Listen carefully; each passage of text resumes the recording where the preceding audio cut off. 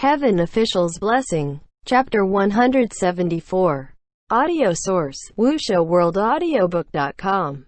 Cave of 10,000 Gods. Faces of 10,000 gods hidden.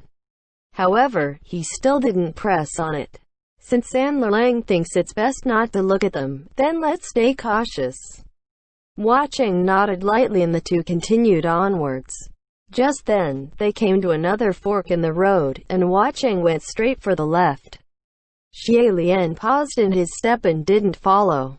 Hua Cheng looked back. What is it? Sandling's never come to this cave before, right? Xie Lian asked. Naturally, Hua Cheng replied. Then how come Sandling is so sure we should go left? Xie Lian questioned. Not so much sure, Hua Cheng said. I'm just going blindly. Since you've never come here before, how can you go blindly?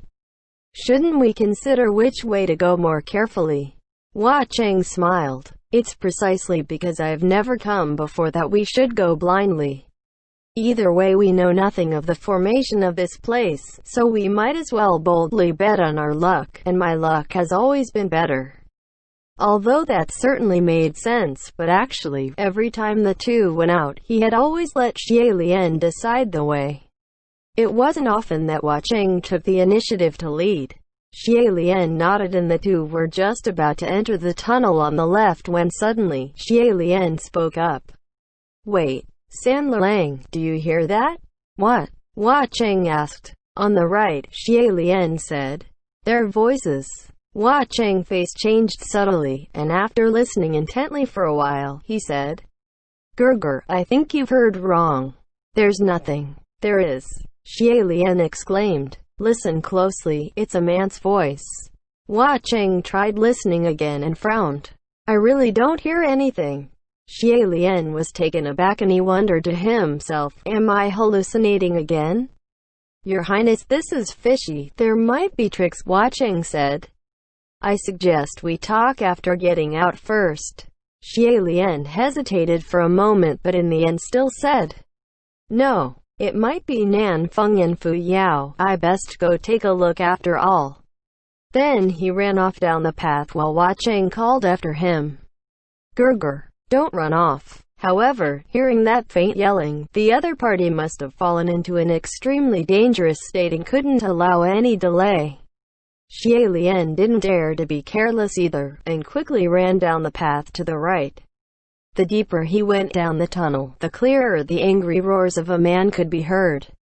Xie Lian was delighted. It really is Nanfeng and Fu Yao.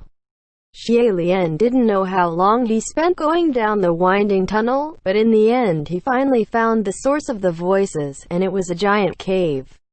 There were no divine statues in this cave but a deep pit instead, and that was where Nanfeng and Fu Yao's voices were coming from. It seemed they were both trapped at the bottom of the pit, unable to climb up. However, they were still energetically yelling at each other, so there shouldn't be any life-threatening troubles for the moment. It was too dark down below to see anything clearly, and Xie Lian cupped his hands around his mouth and shouted from above. Hey, what's happened to you guys? When the two at the bottom of the pit heard someone was here, they instantly stopped their arguments, and Fu Yao's voice came. Your Highness, is that you? Hurry and pull us up. Nan Feng, on the other hand, didn't speak.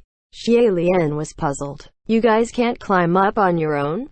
This pit isn't that deep though. What's happening down there? It might be because he's been fighting the entire way, so Fu Yao was full of fire at the moment.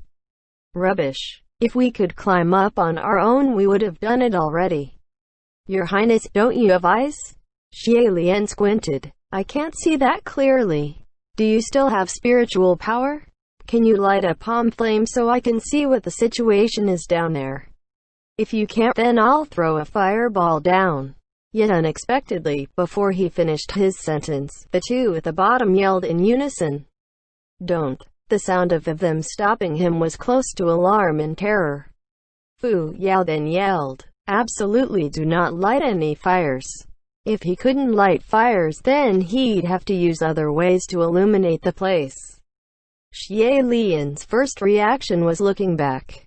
Sandlang However, San Lang didn't follow after him.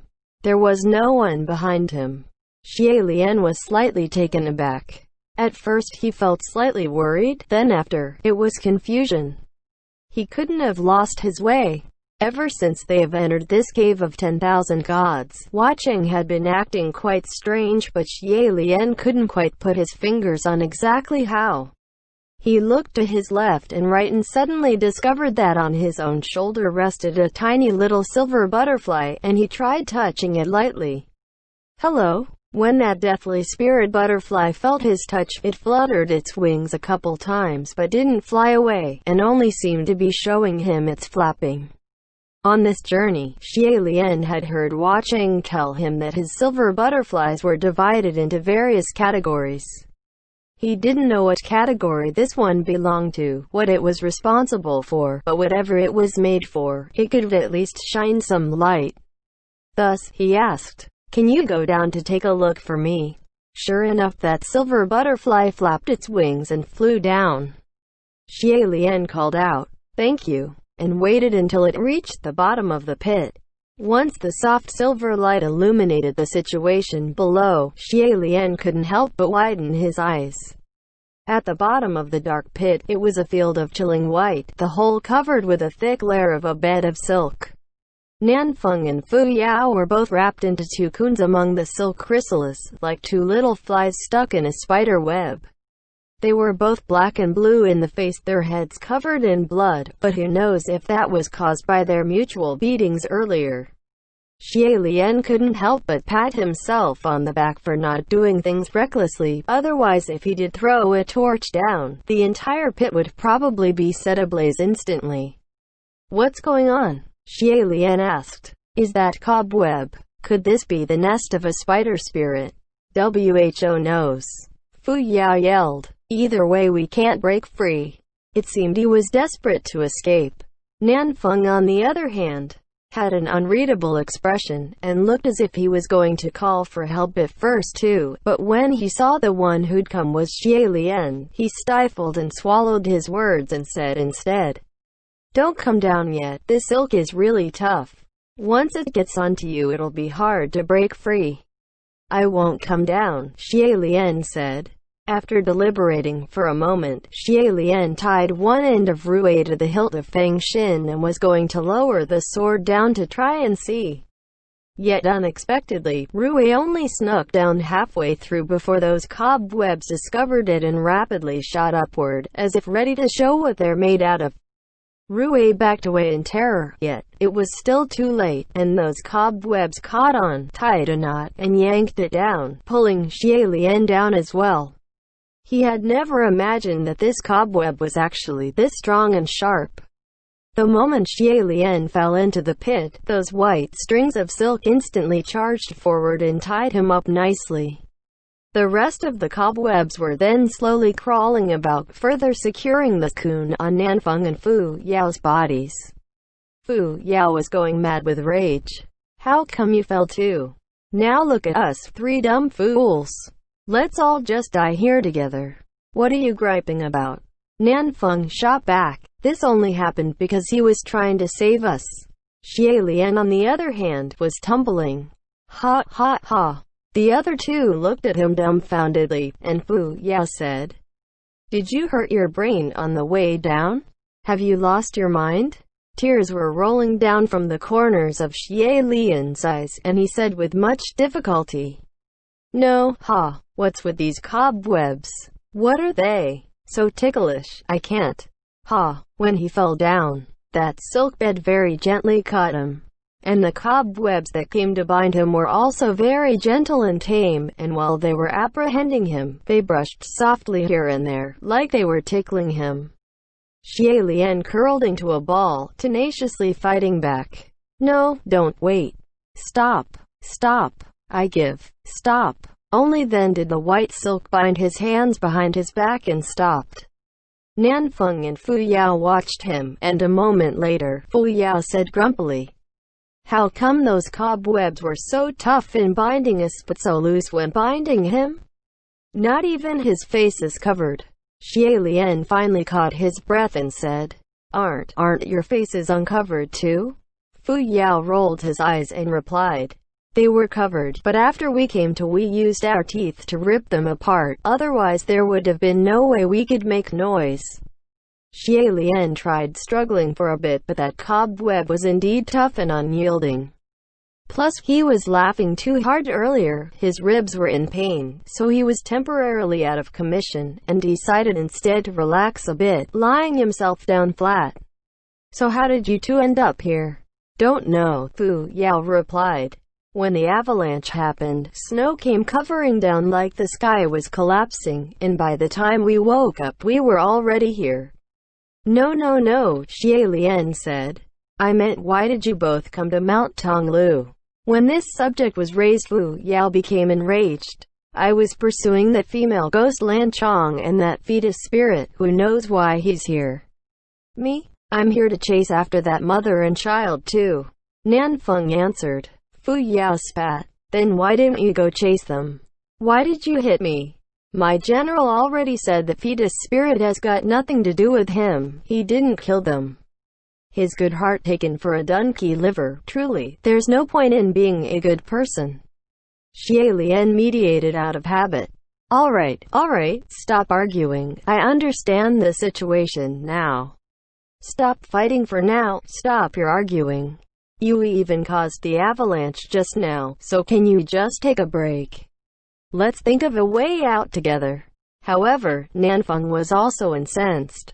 Does your general not know what he's usually like? He has no reason to complain if people are suspicious of him.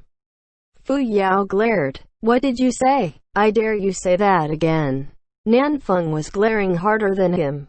I do dare. I'll say it again. It wasn't like you had any good intentions. You only want to show benevolence to those you can't stand so you can be all pleased with yourself in secret. You're just satisfying yourself and waiting to watch others make a fool of themselves. Don't give me that good heart taken for donkey liver, and don't think yourself a good person. Genuinely good people aren't like you. You've never been one. Veins popped on Fu Yao's forehead, his lips twitching. This is all your imagination, pure nonsense. Nanfeng shouted. Whether or not it's nonsense, you know best. How would I not know you? Fu Yao's veins were now popping all the way down to his neck. What right do you have to lecture me? Looking down on people from so high up, careful you might fall and break a leg. I'm stronger than you in everything. Nanfeng yelled back. Did you think no one knows of that shitty deed you've done? Just the mention of it, and Fu Yao seemed to be even more furious. Yes, I admit I did it. But how much stronger are you than me? Taking yourself for the model of loyalty, didn't you ditch the boss when the wife came along? The wife and the son became more important? Everyone's doing things for themselves, it's the self that's priority. Aren't you embarrassed hanging on to that old shitty deed over my head?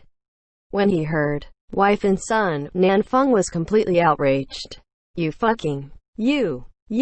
Although the two couldn't move, they were already at each other's throats, and did not realize the way they addressed each other had already went from your general, my general, to you, me, and because they were overly aggravated, they completely did not notice if they were exposing something, and only now did they come around. Xie Lian had long stopped talking. Nanfeng and Fu Yao both whipped their heads over to look in Xie Lian's direction, and saw Xie Lian silently flipped over on the silk bed, turning over and only showed them his back. I saw nothing. I mean, I didn't hear anything. Xie Lian faced the stone wall and said gently, are you two going to keep going? As for what you are discussing, I won't comment on anything else, but I actually do think that the wife and the son are the most important. There's nothing wrong with that. It's basic human sentiment. These are all really old gripes, so let's not stew ourselves in it and think of a way to escape first. Fu Yao cut him off. You already knew? Since it didn't seem he could get away with it any longer, Xie Lian could only concede. Yes, Fu Yao said in disbelief. When did you find out? How did you find out? Xie Lian didn't have the heart to tell the truth and said instead, I've forgotten. The real answer was, a very long time ago. Since Mount Yujun he already had a faint suspicion, and by the time they made it to the Banyu Pass, he had already verified the truth. What junior martial officials from the middle court? They didn't exist. Nanfeng and Fu Yao were only little clones created by Feng Xin and Mu Qing. It was like Fu Yao couldn't believe his real identity was so easily seen through, and was relentless. When exactly did you find out? How did you find out? There must have been something that gave it away. What was the flaw? Xie Lian really couldn't bear to tell the truth. There wasn't anything to give away, since those two had flaws all over. The three technically grew up together after all. How could Xie Lian not be familiar with the way they behaved and spoke? From the sloppy fake names to the never-changing personalities, it was too easy to guess. If he couldn't guess who were under those two skins, then he would have lived all those years for nothing. But some things were best not to be said by the person himself, and some things were best not to be done. For example, in minding the appearance of a heavenly official, one couldn't easily roll eyes or cuss, but in a different identity, he could be much more open and relaxed. Thus, Xie Lian never felt the need to expose them. Fu Yao, no, he should be called Mu Qing. Mu Qing gritted his teeth and said chillingly, so, you had already known who we were for a long time, but you never said anything, and was only watching us play, acting quietly, right? End chapter.